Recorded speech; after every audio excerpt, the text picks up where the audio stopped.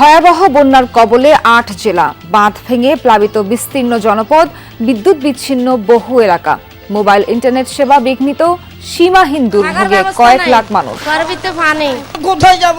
কোনো সাহায্য নাই, নিরুপায় হয়ে আমরা চলে যেতেছি। আমন্ত্রণ সংবাদ সারা দেশে, আপনাদের সঙ্গে আছে আমি নাবিলা সোহার। এতক্ষণ শিরোনাম দেখছিলেন, যাচ্ছি বিস্তারিত খবরে। আকস্মিক বন্যার কবলে ৮ জেলায় দুর্গত লাখ লাখ মানুষ। বিভিন্ন পয়েন্টে বিপদসীমা অতিক্রম করেছে ৬টি নদ নদী। বানের জল ঢুকে এবং টানা বর্ষণে নোয়াখালীর ৯টি উপজেলায় বন্যা পরিস্থিতির অবনতি হয়েছে। বন্যার পানিতে ডুবে গেছে বাড়িঘর, রাস্তাঘাট ও ফসলের মাঠ। নোয়াখালী পৌরসভার বিভিন্ন বাসাবাড়ি ও দোকানপাটে পানি ঢুকে ব্যাপক ক্ষয়ক্ষতি হয়েছে।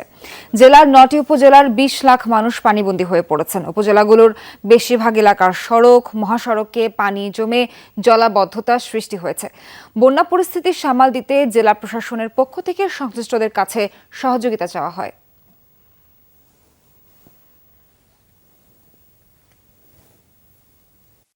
থাকার ব্যবস্থা নাই, ঘরের ভিতরে পানি, থানার ব্যবস্থা নাই, এলে চলে যাই। কোথায় যাব? কোনো সাহায্য নাই, নিরুপায় হয়ে আমরা চলে যেতেছি। যেদিকে জায়গা ভাই সেদিকে উঠুক। বাঁচাইতে পারে না, খাইতে পারে না, উলাইন একটু কষ্টে আছি ভাই। এখন অনেক মেয়ের বিপদ হয়েছে, অনেক মেয়ের একটা আগাই দিয়ে রাখি। আজকে আবার আমার বাবা মারা গেছে, আরো কষ্ট পেয়েছে, পড়ছি আমরা, বালু নিতেছি, জায়গা নাই, মাটি দিবের মতো খুব কষ্ট আছে, বালি নিয়ে যেতেছি আর কি। বাচ্চা কাচ্চা ঘুমাইতে পারে না, ঠান্ডা। মোমবাতি টাতি জ্বালায় কোন রকম আমরা ঘাটের উপরে বসেছি, ঘুম টুম যাইতে পারি না, কিছু করতে পারি না। রোডের উপরে যে অবস্থা, এক মাস হানি। উজানের ঢল আর টানা বৃষ্টিতে ফেনীতেও বন্যা পরিস্থিতির আরও অবনতি হয়েছে। বহু এলাকা বিদ্যুৎ বিচ্ছিন্ন, মোবাইল নেটওয়ার্ক ও ইন্টারনেট সেবা বিঘ্নিত হওয়ায় সেখানে আমাদের দুজন সহকর্মী থাকলেও তাদের সাথে যোগাযোগ স্থাপন করা কঠিন হয়ে পড়েছে। স্মরণকালের সবচেয়ে ভয়াবহ এ বন্যায় ফুলগাজী, ছাগলনাইয়া ও পরশুরাম উপজেলা সড়ক যোগাযোগ বিচ্ছিন্ন রয়েছে। ফেনী শহরেও রাস্তাঘাট পানিতে তলিয়ে রয়েছে। পানিবন্দী ২ লক্ষাধিক মানুষের ভোগান্তি চরমে। দেখা দিয়েছে খাবার, বিশুদ্ধ পানির সংকট। ভেঙেছে বন্যা নিয়ন্ত্রণ বাঁধ। পরিস্থিতি মোকাবেলায় কাজ করছে সেনাবাহিনী ও নৌবাহিনীও। খোলা হয়েছে আশ্রয় কেন্দ্র।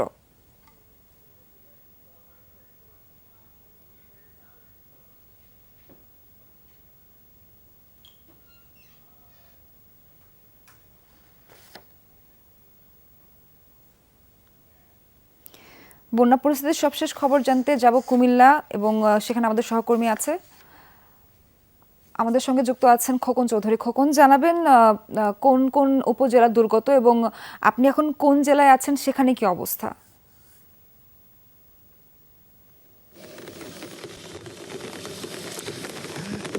আসলে কুমিল্লা বেশ কয়েকটি উপজেলা কিন্তু ইতিমধ্যে প্লাবিত হয়েছে, বিশেষ করে গতকাল রাত থেকে। তবে সবচেয়ে বেশি যে প্লাবিত হয়েছে চৌদ্দগ্রাম উপজেলা এবং নাঙ্গলকোট, এছাড়া আদর্শ সদর উপজেলার যে শহরতলিগুলো রয়েছে সেখানে, এছাড়া বুড়িচংয়ে বেশ ক্ষয়ক্ষতি হয়েছে। অর্থাৎ এই উজানের পানি এসে কিন্তু ভারতীয় ঢলের যে পানি, তার সঙ্গে তো গত ৩ দিনের টানা বৃষ্টিপাত রয়েছেই, সব পানি মিলিয়ে কিন্তু আসলে প্রতিটি এলাকায় পানি প্রবেশ করেছে। আমি কিছুক্ষণ আগেও চৌদ্দগ্রাম উপজেলা ঘুরে এসেছি, সেখান থেকে যে বিষয়টি দেখেছি যে আসলে প্রচুর পরিমাণ ভারতীয় পানি ঢুকছে, অর্থাৎ কাকরি নদী দিয়ে কিন্তু পানি ঢুকছে। এছাড়া যে গুমতি নদী তো আগে থেকেই পানি ভরপুর অবস্থা রয়েছে। সব মিলিয়ে আসলে কুমিল্লা শহরটি যেমন ঝুঁকিপূর্ণ রয়েছে, আশেপাশের যেই উপজেলাগুলো সেগুলো কিন্তু আসলে ঝুঁকিপূর্ণ অবস্থানে রয়েছে। বিশেষ করে বুড়িচং উপজেলার বেশ কয়েকটি এলাকা কিন্তু ইতিমধ্যে প্রচুর পরিমাণ প্লাবিত হয়েছে, এবং সেখানে কিন্তু আসলে বিশেষ করে প্রত্যেকটি উপজেলারই কিন্তু যারা বিশেষ করে মৎস্য চাষি রয়েছেন, তাদের যে মাছগুলো কিন্তু ভেসে গেছে এবং বাড়িঘরে পানি ঢুকে গেছে। সব মিলিয়ে আসলে যে সাধারণ মানুষের জীবনযাপন কিন্তু দুর্বিষহ হয়ে পড়েছে। অনেকেই ইতিমধ্যে আশ্রয় কেন্দ্রে আশ্রয় নিয়েছেন। আসলে অনেক মানুষ নিতে পারেনি, যেহেতু আসলে জায়গারও সমস্যা। এছাড়া সরকারি পক্ষ থেকে কিন্তু তেমন পরিমাণ যে সাহায্য সহযোগিতা ত্রাণ, সেগুলো কিন্তু পর্যাপ্ত যাচ্ছে না বলে অনেকে আমাদের কাছে অভিযোগ করেছেন। তো সব মিলে খোকন, বুঝতে পেরেছি। পরবর্তীতে আবার আপনার সঙ্গে সংযোগ স্থাপন করব। যেতে চাই মৌলভীবাজারে, সেখানে আছেন আমাদের সহকর্মী আফরোজ আহমেদ। আফরোজ, আমাদের জানাবেন যে কোন উপজেলার সবচেয়ে বেশি আক্রান্ত এবং এমন অবস্থা, ত্রাণ সহায়তা বা আশ্রয় কেন্দ্রের সবশেষ কি পরিস্থিতি? নাবিলা, আসলে সবচেয়ে ক্ষতিগ্রস্ত এবং আক্রান্ত উপজেলা আমি আগের বুলেটিনে বলেছিলাম যে কমলগঞ্জ উপজেলা, এবং এই উপজেলার 9টি ইউনিয়নের প্রায় প্রত্যেকটি ইউনিয়নের প্রতিটি গ্রামেই কিন্তু পানি প্রবেশ করেছে। এবং কারণ হচ্ছে এই উপজেলা দিয়ে বয়ে গেছে ধলাই নদী, যেটি উত্তর ত্রিপুরা থেকে, যে নদীটি একটা ফ্লাশি একটা রিভার, যেই উত্তর ত্রিপুরা থেকে যেটি বয়ে এসেছে। এবং আপনি জানেন যে উজানের ঢল এবং ভারতের ত্রিপুরায় কিন্তু বৃষ্টি এবং বন্যা অব্যাহত থাকার কারণে কিন্তু এই দিকে পানি কিন্তু বাড়ছে। যদিও স্বস্তির খবর, আজকে পানি উন্নয়ন বোর্ডের সবশেষ যে তথ্য, অর্থাৎ দুপুর 12টার যে রিডিং, সে অনুযায়ী আমরা যেটা দেখেছি যে মৌলভীবাজারের অন্য আরেকটি উপজেলা, অন্য আরেকটি নদী, সেটি হচ্ছে মনু নদী।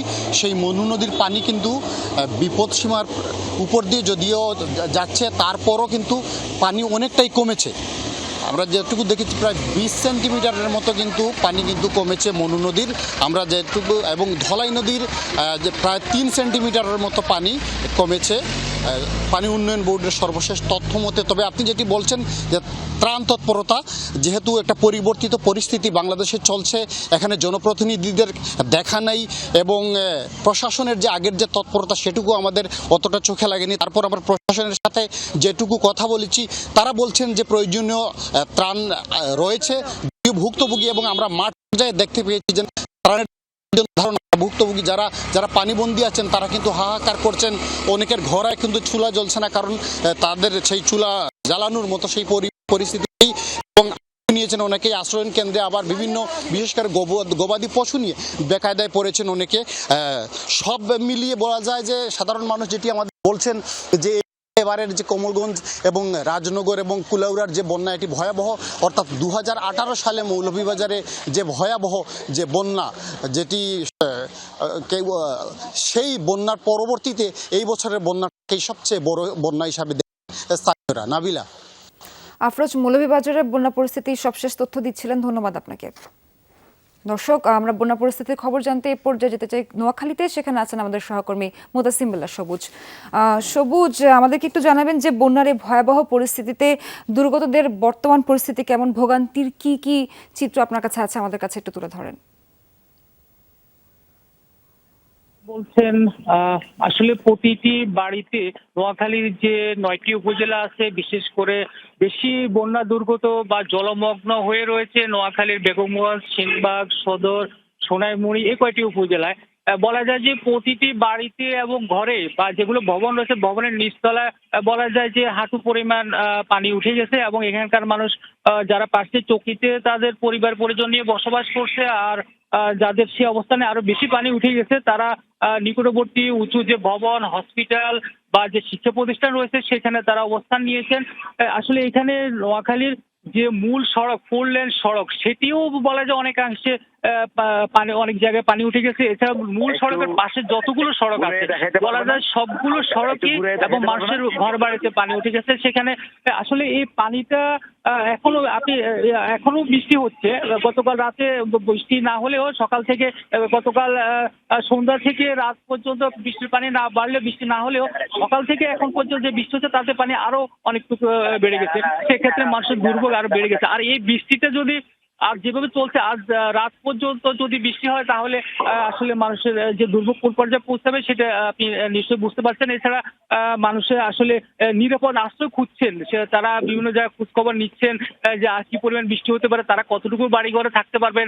আবহাওয়া অফিস বলছে যে বৃষ্টি আরো অন্তত 2 দিন টানা বৃষ্টি হবে, এরপরে ধীরে ধীরে বৃষ্টির পরিমাণটা কমবে। এদিকে যারা দুর্গত মানুষ রয়েছে, যারা আশ্রয় নিয়েছে বিভিন্ন শিক্ষা প্রতিষ্ঠান বা হাসপাতালে, সেখানে উপজেলা এবং জেলা প্রশাসন এবং সরকারি বেসরকারি প্রতিষ্ঠান তাদের শুকনো খাবার বা খিচুড়ি জাতীয় খাবার পৌঁছে দেওয়ার চেষ্টা করছেন, এবং প্রশাসন থেকে বলা হচ্ছে যে তারা তাদের সাধ্য মতো তারা চেষ্টা করে যাচ্ছেন, এবং তারা যারা বেসরকারি প্রতিষ্ঠান রয়েছেন বা সামর্থ্যবান রয়েছেন তাদের বন্যা দুর্গত বা ক্ষতিগ্রস্ত মানুষের পাশে এসে দাঁড়ানোর জন্য তারা অনুরোধ করছেন।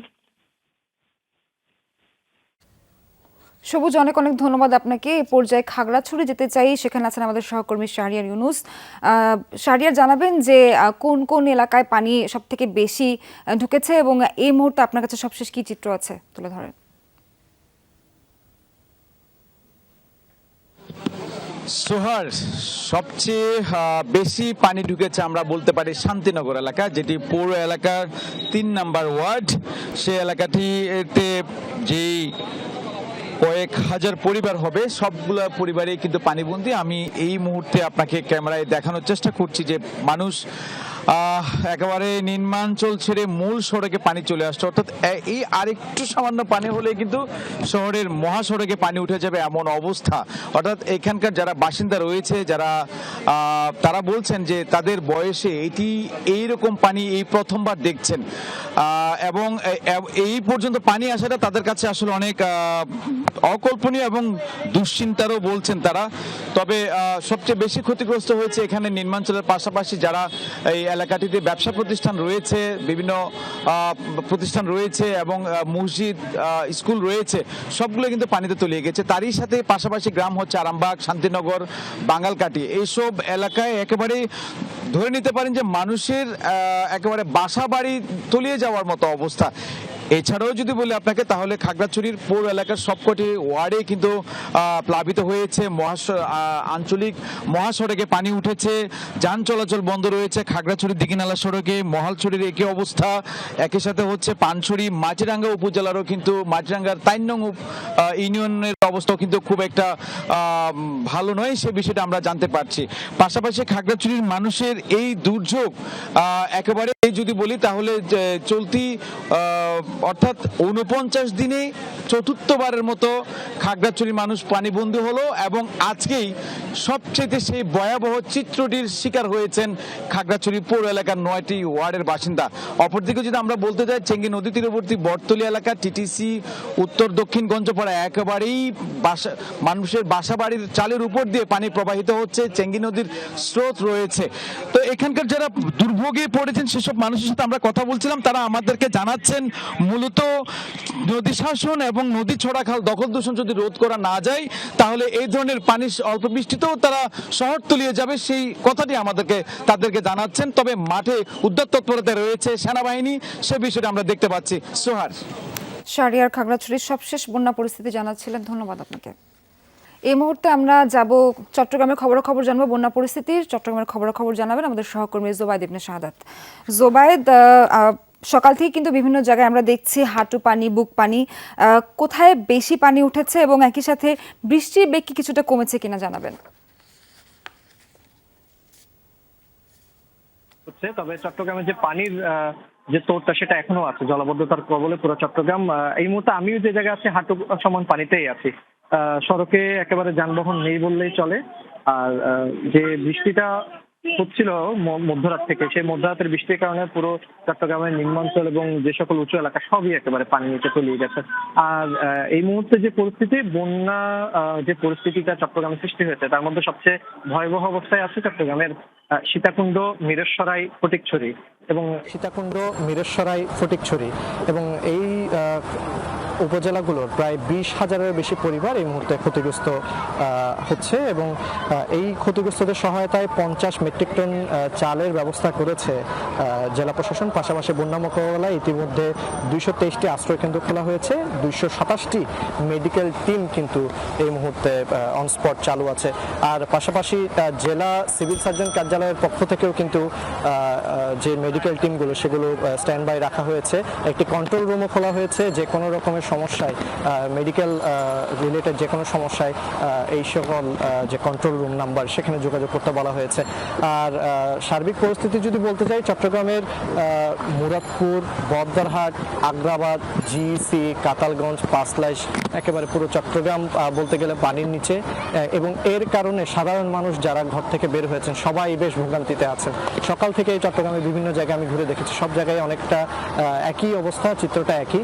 আর এই যে সমস্যাটা হচ্ছে এটা কিন্তু দীর্ঘদিনের সমস্যা। এখন তবে একটা বিষয় হচ্ছে যে জোয়ারটা এখন নেই, যদি সমুদ্রের জোয়ারটা বাড়ে তাহলে কিন্তু যে পানিটা এখন আছে সেটা কিন্তু আরো বেড়ে যাবে, যেহেতু পানি এখনো নামেনি। আর পানি না নামার কারণে সাধারণ মানুষ যারা আছেন তারা বেশ ভোগান্তিতে পড়েছেন। সড়কে যানবাহন বলতে গেলেই নেই, দু একটা একেবারে হাতে গোনা দু একটা ব্যক্তিগত যানবাহন, এটা ছাড়া কিন্তু সড়কে রিক্সা ছাড়া কোনো যানবাহন পাওয়া যাচ্ছে না, এবং যে সকল যানবাহনগুলো আছে সেগুলো কিন্তু অতিরিক্ত ভাড়া চাইছে। তো সব মিলে সাধারণ মানুষের ভোগান্তি একেবারে বলতে গেলে চরমে, আর যারা খেটে খাওয়া মানুষ আছেন তাদের তো দুর্ভোগ আছেই, তাদের ভোগান্তি আছেই। আর এই যে বন্যা পরিস্থিতি, এটা মোকাবেলায় কিন্তু মানে চট্টগ্রামে বলতে গেলে অনেকটা বন্যা পরিস্থিতির সৃষ্টি হয়েছে। এই পরিস্থিতিটা মোকাবেলার জন্য যত রকম যে নিরাপত্তা ব্যবস্থা বা প্রস্তুতি নেওয়া সেগুলো জেলা প্রশাসন নিয়েছে, এমনটা জেলা প্রশাসন কার্যালয় থেকে আমাকে জানানো হয়েছে। তো এই পরিস্থিতিটা যদি বৃষ্টি যদি বাড়ে, সেই পরিস্থিতি আরো অবনতির দিকে যেতে পারে। তবে বৃষ্টি যদি থেমে যায়, বুঝতেই পারছি জুবায়েদ অনেক ভোগান্তিতে আছে এলাকাবাসী। আপনাকে অনেক ধন্যবাদ যুক্ত হওয়ার জন্য। দর্শক, এই ছিল সংবাদ সারা দেশের এখনকার আয়োজনে, সাথে থাকার জন্য ধন্যবাদ।